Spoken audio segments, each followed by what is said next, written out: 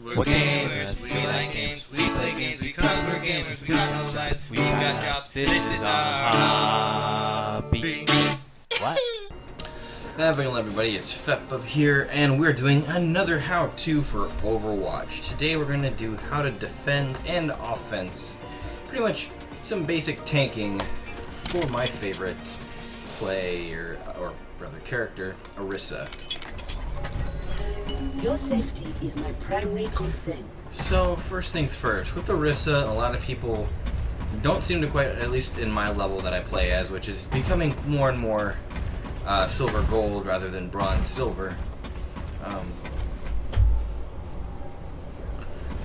But with that, a lot of people seem to not really understand Orisa's kit. Now, the basics of Orisa's kit are simple. She has her shield. You are advised to move behind my I have a little bit of lag. I'm uploading right now. She has her pulse ball, her pull ball.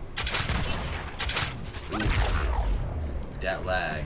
And then she has her holding position. fortify, which makes you have a gold gun for a little bit. Now the cool thing is the shield has about a 10 to 15 second turnaround, and then obviously it comes back faster than that, but it lasts for about 10 to 15 seconds. I believe it's 10 outside of being damaged, so if it doesn't sustain enough damage it will disappear. Now a lot of people don't really know quite how to defend point 1 for Volskya. They don't really know where the enemies come from, and this is where I think really kind of knowing the maps helps. But as an Orisa, you can still do a whole lot. Now, very rarely do you see too many heroes at my level, bronze and silver, really try to come around on this side. But there is a whole map over here that people are just so unaware of. And for me, it depends on what you want to do. Now, if you want to end up having a bastion, set up and really engage them as they come onto the point, you can do that. You could set up over here and be prepared to engage them in two sides. You could set up with a bastion or a torb, you know, up here, or fight them high ground up here. High ground is really, really good. So I'm always going to talk about the fucking high ground. You can fight so much from up here, you see so much, you have instant cover backing up. Again, it's difficult to shoot you when you back up if they're beneath there. Yeah, you can't shoot them, but I mean all you gotta do is wall paste full ball, bam. So what you can do is you can defend up here, you can set it up like that again. Sorry for the delay, it's lagging. But you can defend up here, you can fight that whole point, they're gonna come in, you can peek out a little bit and see what's going on. Basic things there. Or if you have, like, say, a Ryan set up there, or you have just someone who can cover there by themselves, you can always set up right here, which is what I prefer to do. And I would set up that. Moving behind my barrier. Maybe a little bit better.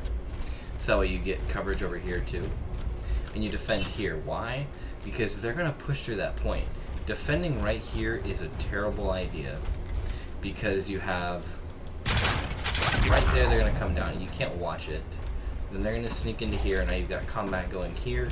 While you're distracted with this shit, they're either gonna push directly into you, or they're gonna sneak around, and they have all this beautiful cover that, like, you know, you don't need a Rhine shield or anything. And then now you're behind the team, and now you're cut off. You have to make a mad dash back there to pretty much, especially if you're an Orisa, to get beat around the point and have to push them off.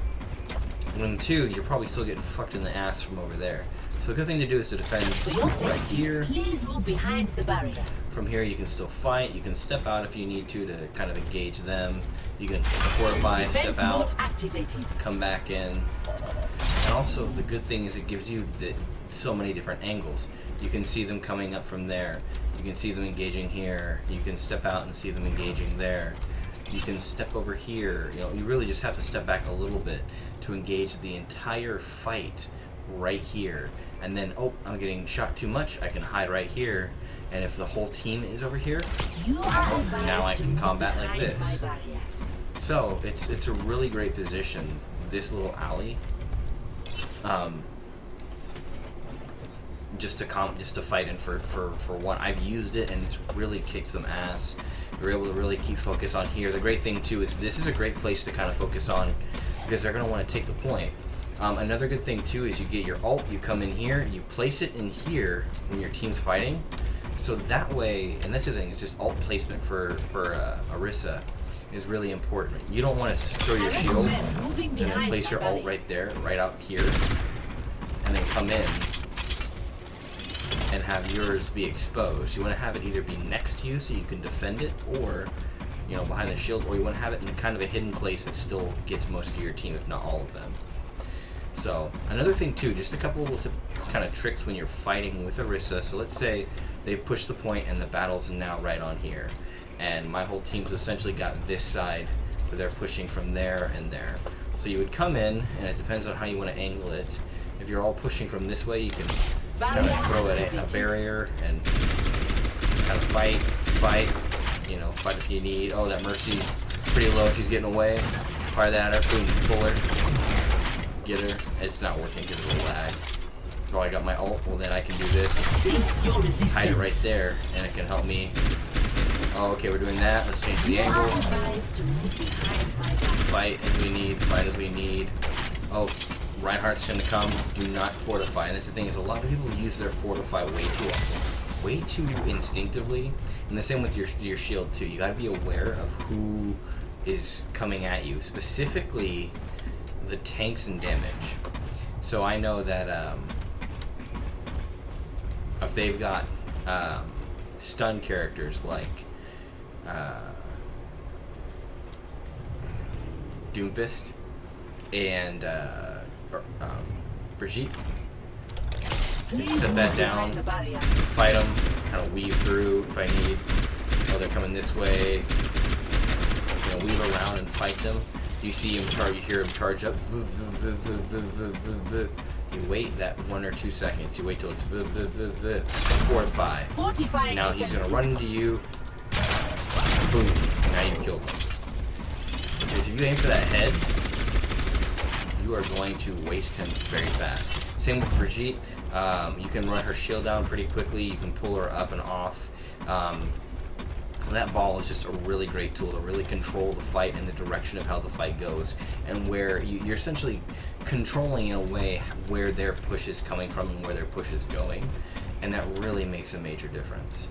Another thing too to keep in mind is when it comes to your shield and your fortify are two really important tanks. Granted, one other stun person would be Roadhog, but that's any rule. If you're a shield tank, put your shield down and keep Roadhog on the other side of your shield, between your shield between your teammates and Roadhog, because his hook can't penetrate your shield. And if it looks like he's going to try and hook you in an area, fortify. But two things to keep in mind. You have a Reinhardt, right? So Reinhardt's pushing around that area, and it's just them there, so we're just going to kind of come around and, kind of take a bit of an offensive position, so that way we can kind of go on a wide stance and push them back a bit and make sure that they go there. I might have even kind of thrown it over here, just so that way it really kind of cuts them off, and now they have to really push to make my shield ineffective, and I've now gained that entire bit of ground, plus I can go back here and not have to worry about my shield. But let's say that Ryan gets desperate and he looks like he's about to charge, and you hear that fortify. He's going to run into you, and you just, while he's charging, you just blow it into his skull until he reaches you. You will kill him. Sometimes you'll kill him before he gets you, but that fortify is going to stop him. One other thing though, one other tank is D.Va. Well, I guess both of their ults actually are really important.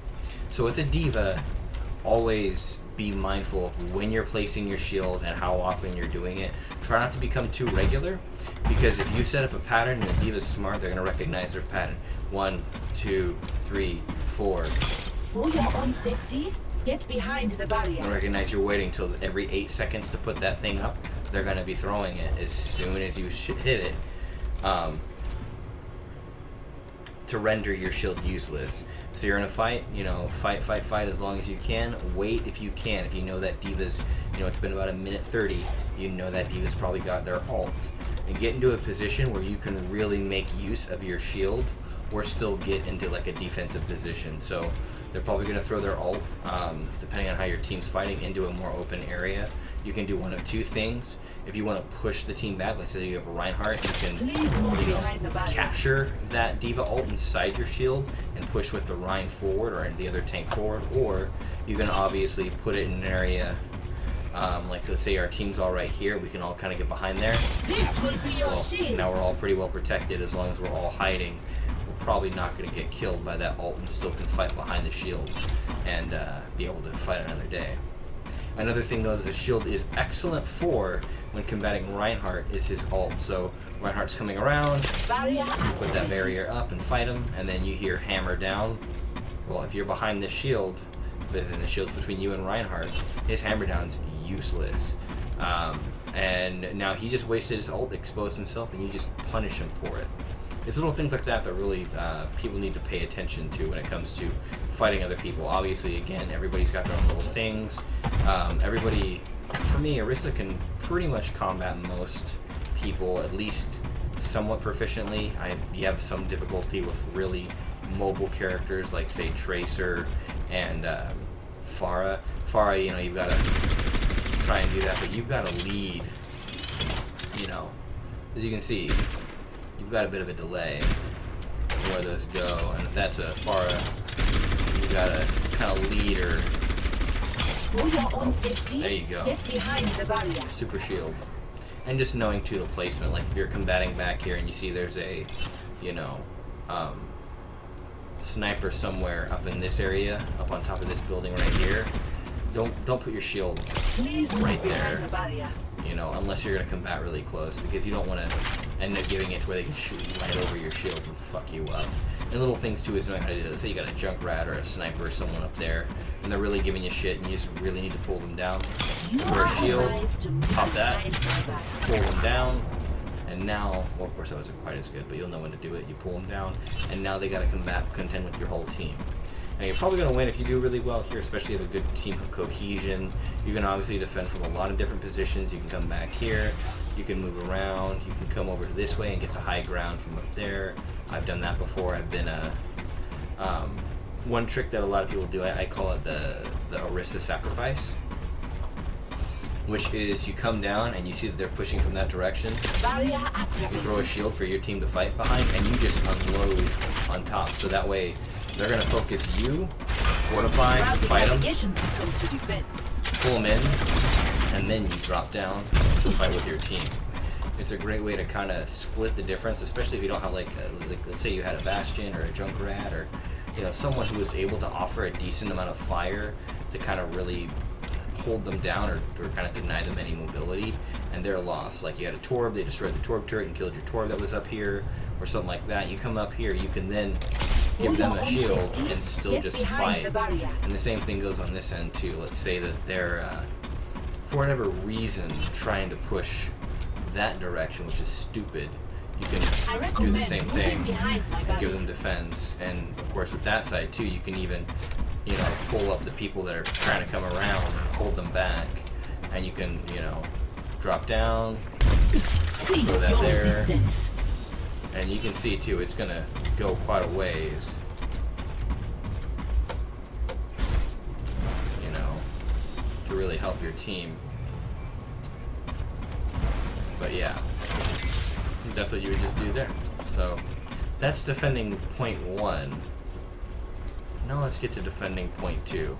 One thing too is knowing how to really budget your lives. Now in slower play like silver and bronze, it doesn't matter if you die here and then respawn there, because this team is not going to come in all together and just do a massive push. So they don't necessarily need you. However, it's not a good practice to get into to try and stall them, because those extra 3 seconds they're going to get there could make the difference between winning this point. And there's a few different points. Oh gosh, that lag. There's a few different ways to really defend this point that I've noticed. One point is if you have like a Torb or a Bastion, you can hold this corner right here.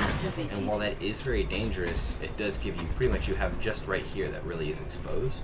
But you can just destroy everyone. You can set your ult right in here, and it's really good, especially against lower tier not quite as good, you know, gold to bronze players. Now, of course, if you're playing against a better team, it may be better to kind of stagger it. Maybe you're going to hold right here, maybe you're going to hold right here, and maybe instead put the shield. The main reason why I put the shield here, and this is a big thing of mine, if you don't have the high ground, give yourself as much cover as well as line of sight as possible. Again, from here, with my shield, I have a shit ton of cover. I have coverage from anyone sneaking there, coverage from everyone sneaking there, cover from most people up in the high areas, and I have line of sight to there, line of sight to there, line of sight to there. I can step out, come back, step out, come back. It's a great kind of way to really defend while you can. Obviously, too, in an actual team fight on the point, you're going to be putting your shield down based on your needs, so you're going around, moving in and out, going back, moving in and out, making them, you know, you use your shield to your advantage. It's your shield, make them have to get through it to you, and punish them when they do. But, you know, that's just what you want to do with there.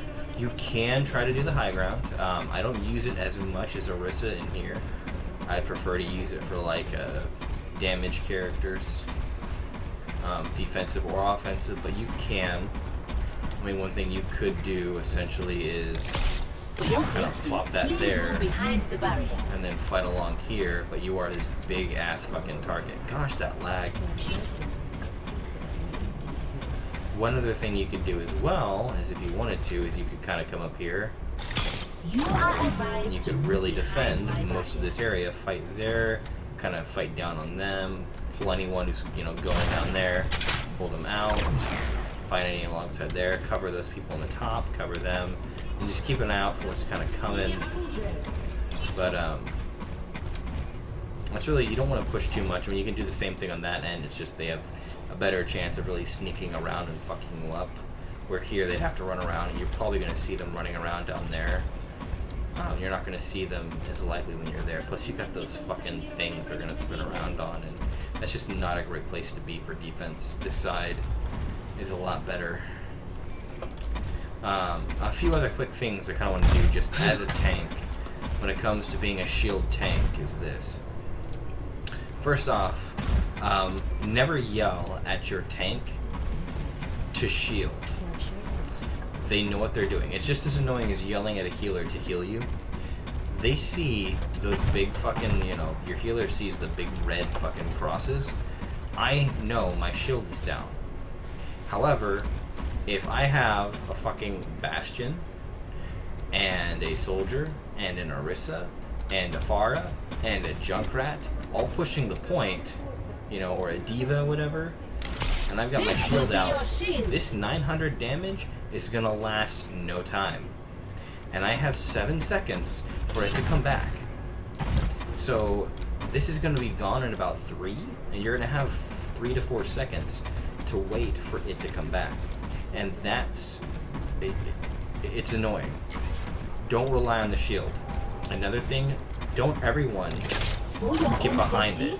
Get behind the barrier. The shield is used for 2 things. 1, it's to obviously protect the team, but 2, it's to force them to move around. It's to essentially tell them where they need to go and make them do that. That's why it's really effective here up at the first point, because when you set up a shield in a specific area, especially when you're engaged in combat, like I said, when you set the shield up right here, you're effectively telling that you are forcing the team to go that direction, and now you know exactly what they're going to do. You have already called the shot. You have effectively told them how they are going to try and take the point, and now they're playing into your hand. Same thing goes in here. If you're in combat and they're pushing right here and you really need to do that, you set up a shield right there. You're telling them that they need to either back up and try to come around, or they need to find something else, or you dare them to fucking push your point, in which case they're probably gonna die. It's knowing how to use your shield to really control the other team and to coax the team into doing what you want them to do, and that's really effective on offense. One other thing too is bastions. as much as I love working with a really good Bastion as an Orisa or a Ryan, especially an Orisa, I'm not your fucking babysitter. I am not going to go out of my way to cover you if you are in a position that I think is bad. And if you're going to be up there, we have no other shield tank, and our team's fighting down here, I am not going to shield you. You are on your own. You can heal, you can position yourself if you need, you can come down and get behind my shield and fight. It's not my job to babysit you. I am really tired of Bastions that really expect, especially when they pick last, the whole team to do what they want. When Bastions are really niche and you just gotta be good. But anyway, so offense. Two things. One, you can risk getting booped off by every fucking boot player in the game by coming around here, which usually teams come around here. And usually as on offense I'm Orion, so I'm pushing the point, and almost 9 times out of 10 they set up a shield right here, and we just go this way. Because it's so easy. This whole area is easily blocked off. Now, if you're set up back there, I'm not going to see you yet. So I'm going to come around, and then I'll see you right here. And then once we push, the thing is you're not going to be picking me off. You're going to be prepared for the push over here, but you're already prepared if we have any other things. More than likely, if we're set up that far back, we're going to have a sniper up there. So, effectively, a hold back here is going to have a strong line. That's just another thing, too, just about defense in general, is you want to set up kind of like a line for them to run against. So you have, Junkrat or Hanzo or maybe Bastion or Torb, Widowmaker, someone up there that's just shooting down into everybody. You have a couple people back here that are, going to be coming up here and fighting, ready for the whole team fight. And then you would have me as a tank right here. You effectively have a line drawn like this. And it goes from here to here. And this is the line. That holds the line. Going over here, as you'll notice, that holds the line. It's effectively a line straight through there. And this is a big part of it. And this is why I don't get why people lose this point so often, but I know why. It's because they'll fight up here. Stupid Bastion wants to come up and just plop their fat ass right here and rely on me to put my thing up. Well, fucking Reinhardt's gonna be pushing, and their fucking soldier and their fucking Pharah or whatever are gonna be blowing into this. You're gonna have a Junkrat or Hanzo just unloading into that shield, and their fucking their Diva or their fucking Roadhog's gonna be shooting into it. That shield's gonna go away, and as soon as that shield goes down, your fucking ass is gone, and now we're down one person because you thought that you as a Bastion could take on the entire team, and all you need is my fucking shield. Anyway, just gotta get that off my chest. I'm really tired of that. And I really hate, too, because a lot of people will bitch, especially if you're a Reinhardt, about you're in the way. Well, my shield moves with me. I can't help that. But anyway. So offensively, if they're holding right here, I'll put that right there. We'll move around. Engage in combat if we need. Engage. Boom. Now we're in combat right here. Now, this isn't as strong of a position because I'm not even on the point. Another thing that could have been done is after engaging, waiting a couple seconds close, then coming over and putting out on the point. Gosh, that fucking lag. And actually fighting around here. Or maybe even putting it closer to where we have some of this cover and we can actually get in, grab the health, and go. But in a way, you can kind of go around and cover all the different angles you need to fight, take care of that. I can pull them off and kill them. I can kill that, anything like that. Again, that position might have been better here. We can do that. I can come in here.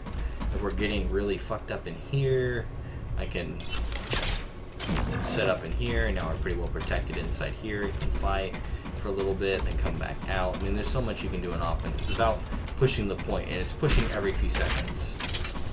Every 7 seconds you're taking a chunk. So let's say we won that point. We came over here. Blah, blah, blah, blah. So this is a difficult one just because you got that whole area. They're going to be watching it. a lot of people like to come up here, which I don't blame them, but you're coming up the same direction that they're probably going to be defending from, and they're probably going to have someone there or someone there, and you're just going to get wrecked. And if you put that fucking shield there, your shield gives away that you're up here, and now they're just going to be counting down until you put the shield down and drop. So I almost would always suggest, instead of fighting up here, sneaking up here, having your team come around, get onto these, coming through here, dropping off, and then boom. And now you've got this whole area to fight. It's really hard to get through, and you've got the entire fight right here. They're probably not going to see it. You could send maybe a dive team in here, and then a couple sneakers here, flankers, and that's the thing, is Orisa can be a part of a flanking team. With her shields, you can set it up, and the other teams can just unload, and you can really do a lot of damage. And then, of course, you can move in, maybe set up a shield here, and really combat over here, and now they're kind of in the spot, and now you're on the point, too. You're taking point, you're adding time to that fucking circle. You're adding to that fucking bar, and you're fighting. You know, you're doing well. You can pull into there, all sorts of shit. But it's just little things that a lot of people don't pay attention. Now, again, your job with the shield, if you were to just, you know, be ballsy and try and take it up here, first thing you would do is set up one right there maybe, or even up to there. This isn't the best position. A better position would honestly be right there, because you've now got effectively this whole part is now part of your shield, and you can run in here, you can run back, and then you can take the next position that you need. And depending on what you want to do, it might be over there. Now you move forward. You have a new area to fight. Okay, so where's the team moving? So the team's moving that direction. Great. Set up that. Now you can move around. Oh, the team's trying to get you in that direction. We'll use this shield to your advantage. Dance around the shield. Come back in if you need. Weave in and out. It's hard to do because my lag is so bad. I'm teleporting all over like a fucking tracer. But that's what you'd want to do. And it's just some basic just shielding 101. There's a lot more I'm going to do. Probably some offense and defense for some other ones for Orisa. And little things we'll go over, because Orisa's become my main. It's someone I'm really used to playing, someone I really enjoy. She's one of my favorites in Overwatch. I know that she's a relatively new person, but I think she's the best tank. Her and Reinhardt. Get some fuel there. But honestly, for me, there's not much better than that. She's really good. She's mobile. She's not fast, but she can really still move around. She can set a shield anywhere. She's got her gun. She can fortify, and her ult is pretty much a boost for everybody, especially really good.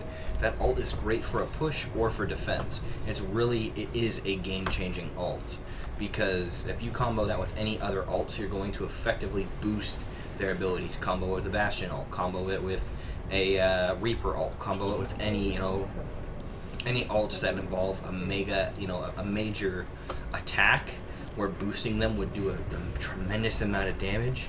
It is great. One thing you can do too, say you have a Zarya on your team and she fucking graviton balls right here, right? Well, they're gonna be shooting at us, and now we can just shoot into it with that shield defending us from whatever shit they might try to be doing. And now we're good, and we can just unload into them. Another good thing about Fortify, if ever you hear the ice demon state that it's time to freeze, Fortify, don't shoot, run away, and then pop a shield in between your team and their team. Now you've possibly saved the day. Now you might have saved a couple of your teammates, and you can still possibly hold off that team fight for the rest of your backup. Little things like that and awareness are what makes a major difference when it comes to fighting. Fortify can help you against some Moirish bullshit. It can help with a lot. Now, I'll obviously go over some other tanks too, Ryan and probably Diva. But yeah, this has been my first thing. I hope you learned some shit. Again, I really, really love this character.